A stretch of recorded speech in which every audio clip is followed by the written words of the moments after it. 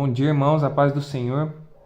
Gostaria de compartilhar com os irmãos uma breve mensagem do capítulo 24 de Josué. Não vou ler o capítulo inteiro, mas eu vou destacar alguns pontos. Nesse capítulo, ele diz sobre uma nova aliança que Josué estava fazendo com o povo. E no versículo 1 diz assim: Então Josué reuniu todas as tribos de Israel em Siquém, convocou as autoridades, os líderes, os juízes e os oficiais de Israel, e eles compareceram diante de Deus. Aí, a partir do versículo 2 até o versículo 13, Josué começa a relatar as maravilhas de Deus, os milagres que o Senhor havia feito para o povo, até eles chegarem onde estavam, na terra prometida.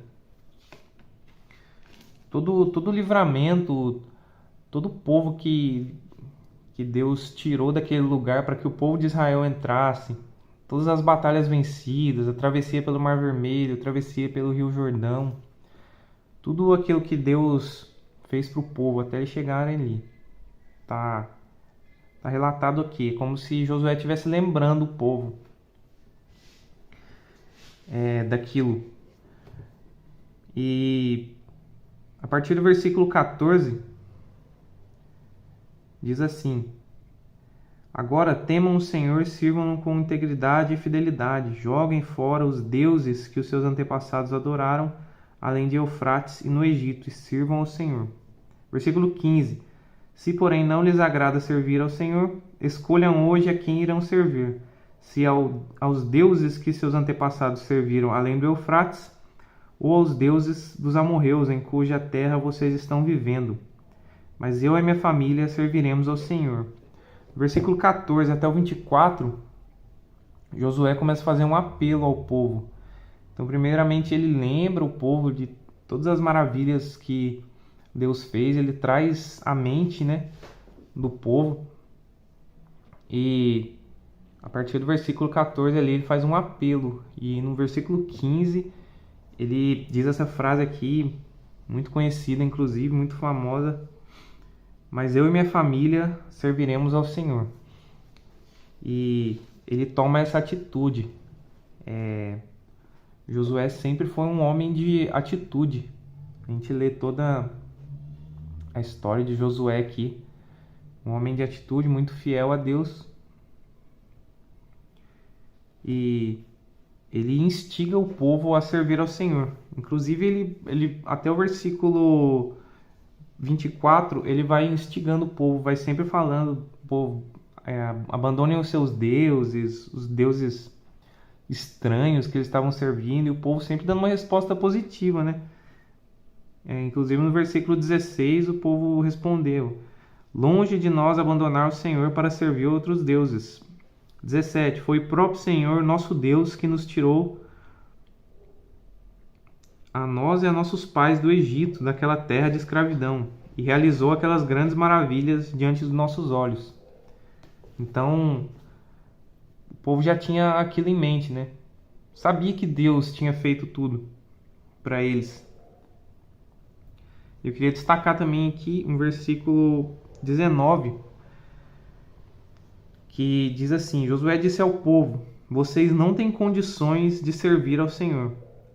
Ele é Deus santo, é Deus zeloso. Ele não perdoará a rebelião e o pecado de vocês. Versículo 20. Se abandonarem o Senhor e servirem a deuses estrangeiros, ele se voltará contra vocês e os castigará. Mesmo depois de ter sido bondoso com vocês, ele os exterminará. E o que me chamou muita atenção também foi a sensibilidade que Josué teve. E ele disse isso ao povo: Vocês não têm condições de servir ao Senhor. E é assim, da mesma forma, na nossa vida. Nós não temos condições de servir ao Senhor. Por mais que a gente dê uma resposta hoje, fala: Senhor, eu vou te servir, eu vou fazer tal coisa, vou jejuar todo dia, vou orar 5 horas, 6 horas por dia. A gente pode falar o que for, mas a gente sempre está tropeçando em algumas coisas, porque nós somos falhos, nós somos pecadores. E Josué tinha uma certeza, uma convicção muito grande. Na verdade, a sabedoria que Deus tinha dado para ele. E da mesma forma acontece com a gente. Nós não temos condições. A gente tem que depender completamente do Senhor, da graça do Senhor, para poder servi-lo. A gente não simplesmente escolhe Deus. A nossa natureza ela é inclinada ao pecado. Então nós dependemos completamente do Senhor para servi-lo, para adorá-lo, da força que vem do Senhor, do vigor que o Senhor nos dá, para que a gente permaneça no caminho dele. E a partir do versículo 25, do 25 ao 27, Josué ele começa a fazer essa nova aliança com o povo, né? Diz assim, 25: Naquele dia Josué firmou um acordo com o povo em Siquém. Ele deu decretos e leis. Josué registrou essas coisas no livro da lei de Deus. Depois ergueu uma grande pedra ali, sob a grande árvore, perto do santuário do Senhor. E o que me chamou bastante atenção também é que nesse acordo que o Josué fez, ele escreveu no livro de Deus e ele colocou uma pedra como testemunha. Na verdade, era para lembrar o povo daquele acordo, daquela aliança que eles tinham feito. E toda vez que o povo se voltasse contra o Senhor, né, se afastasse do Senhor, com certeza eles olhariam para aquela pedra e lembrariam de tudo que o Senhor fez e teriam convicção do pecado que eles estavam cometendo.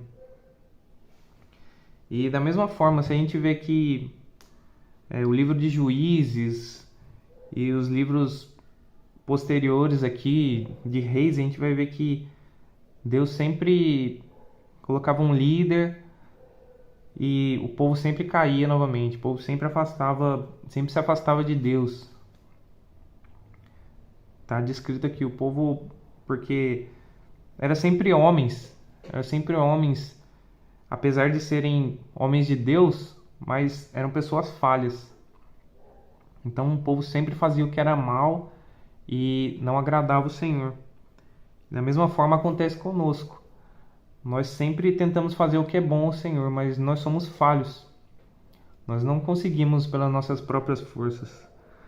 E assim como Josué colocou ali uma pedra para que o povo olhasse e lembrasse daquela aliança, da mesma forma Deus deu Jesus para nós.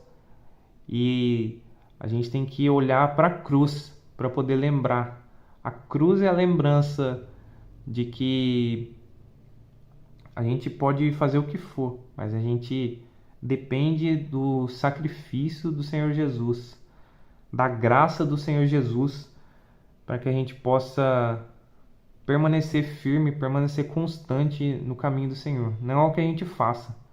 A gente tem que lembrar. Então, aquela pedra era para o povo lembrar. E a cruz, atualmente, é para que a gente lembre daquele sacrifício que Jesus fez por nós, para nos dar vida, para nos dar esperança, a esperança da vida eterna.